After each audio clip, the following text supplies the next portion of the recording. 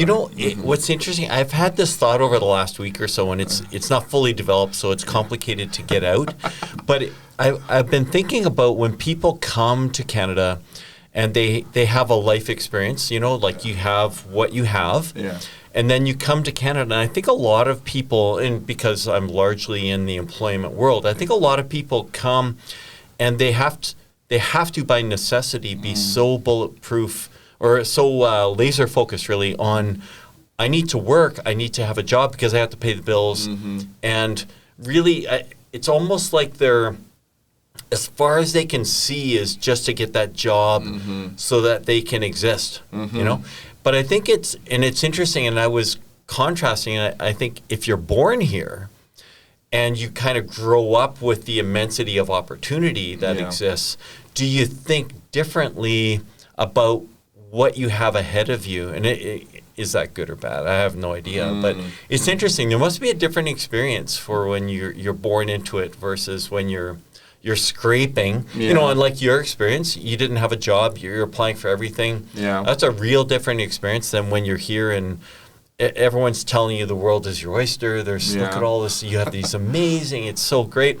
It's got to be a different experience, right? When you arrive. True, it is. It's a different experience, and I see that every day when you see.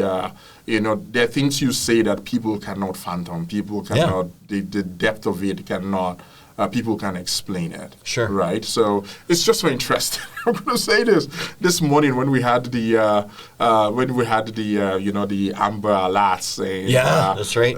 Imagine saying, you know, do not take your baths, do not do this. And people are freaking out, like, what are you talking about?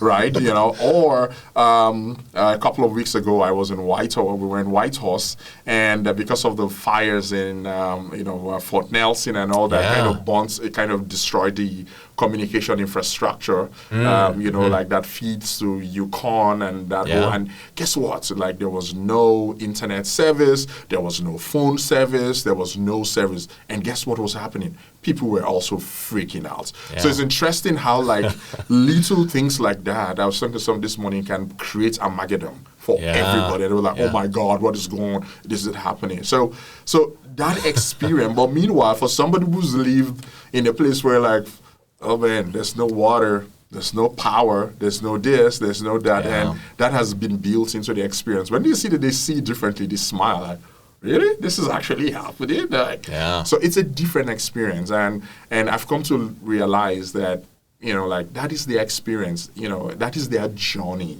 Right? I don't judge them for it, but that's their journey. If that's all you ever know, that's your journey. And I don't have to blame them to saying they don't know what it means to not live by with power or water. Yeah, that's right. That's the experience. So, you know, you're able to, like, wow, you know, I know what you're talking about. You know, this is my experience, but I know I appreciate where you come. And I think that whole mixing of ideas, mixing of experiences, that's what builds community.